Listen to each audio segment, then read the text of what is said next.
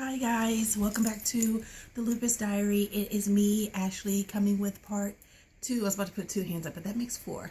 Coming with part 2 of my What Happened series.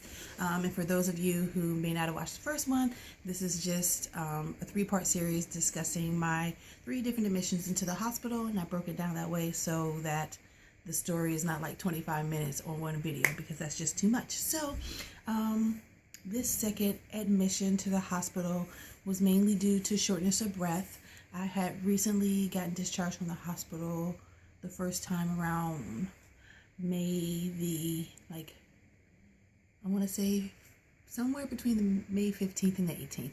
And it was a Tuesday, I do know that.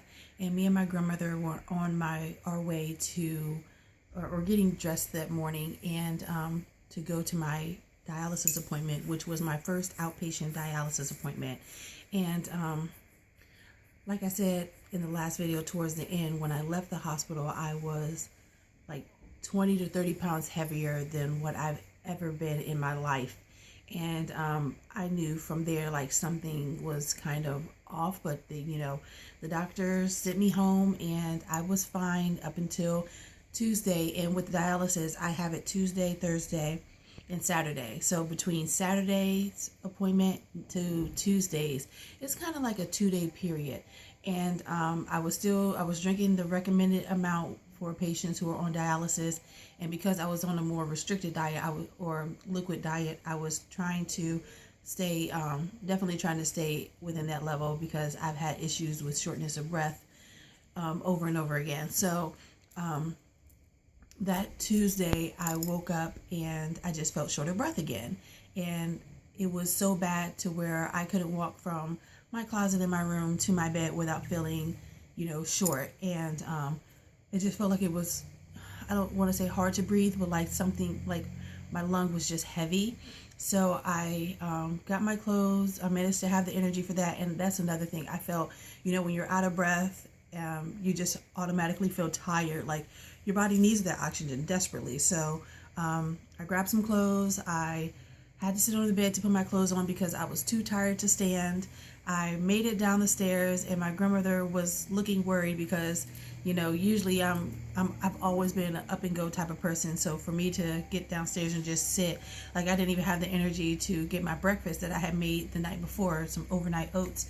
I had to ask my grandmother to get it, and that was just from the couch to the kitchen. Our house isn't that big. So we got in the car, and then it seemed like as we got on the road, it just started to get much, much worse, the shortness of breath. It literally felt like I was drowning from the inside. So we're on our way, and like I said, the hospital that I go to for my dialysis treatment is an hour away. So I thought that I was going to be able to make it. My grandmother had asked me, she said, "Do you want to go somewhere that's closer?" I said, "No, I'll be fine. I'll make it."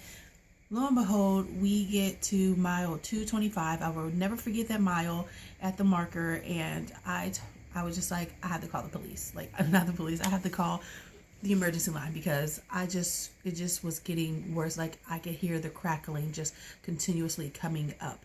So, I called the emergency line, but I couldn't speak because I just was being filled with so much fluid. Like it was just getting into my lungs so bad that I was heaving for air at this point, like gasping for air, like a fish out of water. When it just flops around.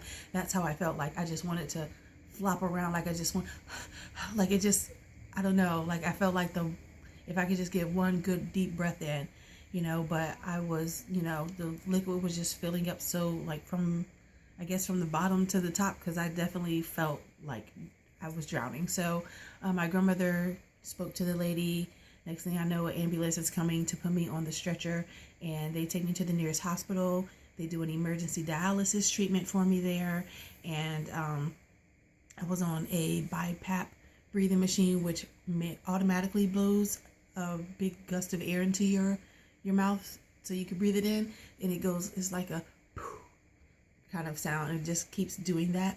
And so I was there from the ambulance, and then the team that was working on me at this hospital said that they were just going to medevac me to where I'm usually treated at, because they don't want to interrupt the treatment they've already been giving me. So I was medevaced to my normal hospital, the hospital that I regularly go to, and they, tried to figure out what was going on. They did another dialysis treatment, and that went pretty well. I think they took off 4 liters at my emergency visit at the other hospital, and then another 4 liters. So that's like the equivalent of, so it's like what, 3.37 times 4. So that's like 20 pounds or something like that. I think my math might be wrong if I can remember what I saw. But yeah, so they took 4 liters off each time, and that was good, because like I said, I was like 20-30 pounds over what I need to be. But my family was just so concerned because, the more liquid they take off, the smaller I'm going to continue to get. They were just, concerned for my size, but I was like, they need to take off as much as they can, because when I go home, and, it's not like I just live right around the corner where they are, I'm an hour away. So if they can get it to where, most of it is off, and I'm just, I have time to, be at home and to drink liquids without it filling up in me so quickly, that is going to be great. So, but I'm happy they did figure that part out, but it seemed like there was more to it than that, because I ended up going, of course, into the hospital for a 3rd admission for something very, very similar. And I will get to that in the next video. But for now, to keep it short and sweet, if you guys have any comments, or anything that you would like to see, then you could put it in the comment area, and then in the description area I have my email, just in case you want to write something personally and don't want to leave it in the comment box, because some things are not for the public to see. And so I'm definitely open to receiving emails, and I think that would be so awesome for people to email me their stories, and maybe I could share those up here. So yeah, that would be great, and I hope you all have a wonderful day, and I will be getting to you very shortly with the last part to this, but definitely not the last part to this entire journey, and I will see you next time. Bye.